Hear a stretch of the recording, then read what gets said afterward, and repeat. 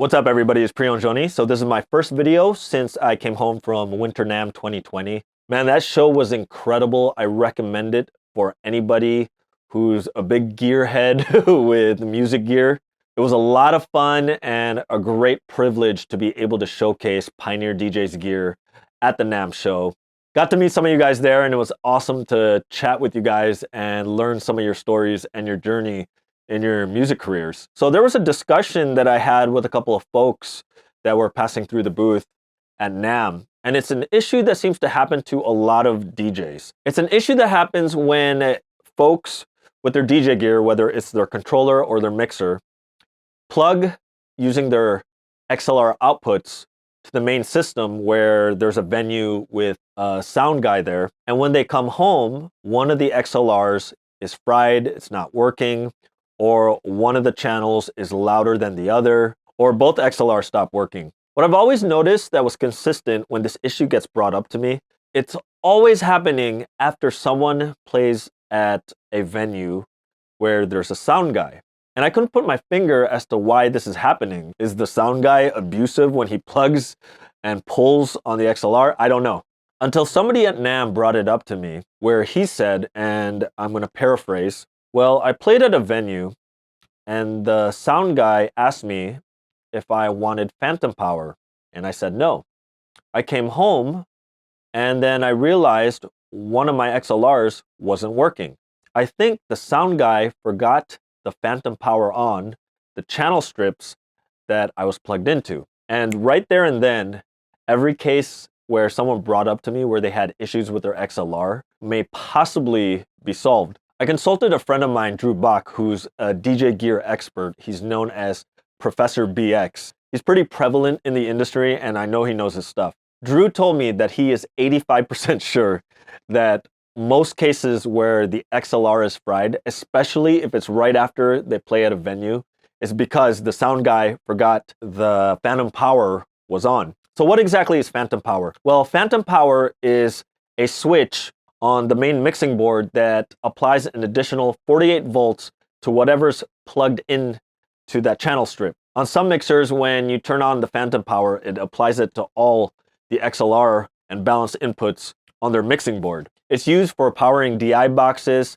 specific microphones like this lav mic, or condenser mics, because some devices need additional power to be used. Sometimes, and maybe a little too often, a sound guy might forget that the phantom power switch is on when he's plugging something like a DJ controller or a DJ mixer, and it ends up frying an XLR. In fact, in some extreme cases, Drew was telling me that he's seen an Allen and Heath mixer catch on fire because the sound guy forgot that phantom power was on. So it could range from frying one of your XLRs to burning your mixer. And I've noticed that folks have told me, oh, I've used my XLRs for so many years on my own sound system in my own mobile setup, and then I play one time at this venue and my XLR is fried. It's likely that the sound guy left the phantom power on when he plugged you in. So if you play at a lot of venues like nightclubs, bars where there's a sound guy, and especially at music venues where sometimes they'll have DJs, sometimes they'll have bands, and phantom power is on one day, off the other, there are some preventative measures that you can take to make sure that you don't end up frying your gear. But before we get to that, just wanted to let you know that this video is brought to you by Direct Music Service. DMS is an online database made for professional DJs and mix artists. It's a one-stop shop where you can download music from all your favorite genres with different edits and remixes to help you curate your sound for your dance floor. And if you're always on the road like me, DMS has this awesome mobile app, so you can pick your favorite songs, put them on your wish list, and it'll be ready for you on your Dropbox folder when you get home. Go to directmusicservice.com today to sign up. Now, I'm not trying to start a fight between the DJs, the performers, and the sound guys. I want to make it clear that the sound guy has a very hard job to do, and you want to make sure that there's little tension between you and the sound guy when you're working through a night. While it is his job to make sure that the phantom power switch is off, it's a very easy thing to overlook. It's literally just a switch with maybe one little LED light to indicate that. And if he's on the stage or the DJ booth and helping you plug in, he can't actually see the phantom power indicator light is on all the way at the front of the house where the board is.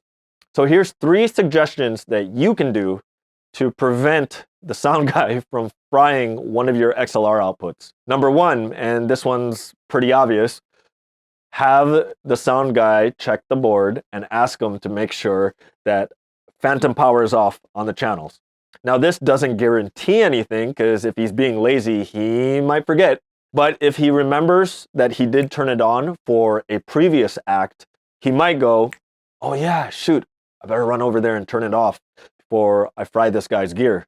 The following 2 was suggested by my friend Drew Bach. So number 2, don't use your XLR outputs at all. You can come up with an excuse why you can't use your XLRs. The idea would be to tell the sound guy that you want to use your RCA outputs on your mixer. And you might just need to come up with an excuse why you can't use your XLRs. You could even say they're fried because the last sound guy had phantom power on. Since the RCA output is unbalanced, he's gonna have to bring out a direct box to plug you in to the XLRs all the way to his board. By doing that, there's actually a buffer between you and the fry zone.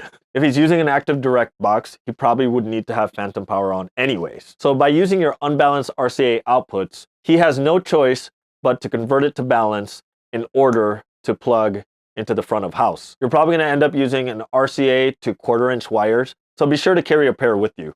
And because they are unbalanced, make sure the wires are as short as possible to prevent or minimize any signal interference. Number 3, bring your own PA mixer or active direct box with you. So your DJ controller or DJ mixer can be anywhere between $500 to $2,000. A direct box or tiny little mixer can be anywhere between $50 to $200.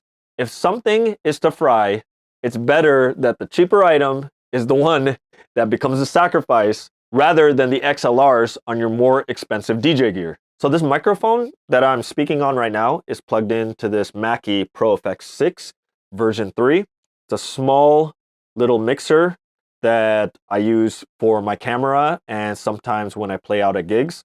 You can plug your DJ gear into the XLR inputs, or you can plug it unbalanced into the stereo inputs, and you can use the XLR outputs. I would rather have this thing fry than my DJ gear to fry. This little thing will actually fit in my jetpack, so it's not too much of a nuisance to carry around with you. Now, instead of using a portable PA mixer with balanced outputs, you could use a DI box or a direct box, specifically an active direct box. So Drew Bach recommended 2 direct boxes. One is this DBX DI1 direct box. It can either run on a 9-volt battery or phantom power switchable. But since these are single units, you're gonna need to have 2 of them. Another unit that's a little cheaper than the DBX is the Art Dual X Direct Professional Active Direct Box. What's cool with this one is that it's 2 direct boxes in one. Great for stereo devices. And its inputs are Nutrix, so you can do 1/4 inch or XLR. So from what Drew was telling me, I run out of the XLRs directly into the box. This way, I'm still getting the +4 decibel output, but I also get the benefits of ground lift, etc. It might not seem like a big deal, but just having a pad and ground lift is a godsend for venues with questionable power and hum issues. So this is not the first time I've spoken about having a small PA mixer or a direct box. I've talked about this before when plugging your entry-level controller into a big sound system. But now, with your professional DJ gear, whether it's your mixer or your controller, you can apply the same tactic of using a mixer or a DI box to help protect your gear from frying its XLR outputs when you're playing at different venues. It's a lot easier and more convenient to replace a $150 item than to wait for your $2,000 item to come back from repair. So yeah, I hope this video helps you from frying your XLR the next time you play at different venues. And don't forget, make sure to treat your sound guy with respect. Majority of the time, they know what they're doing and they're there to make sure that you sound your best. No human is perfect and sometimes mistakes can happen, but they have a lot on their plate and I'm telling you, it's not an easy job.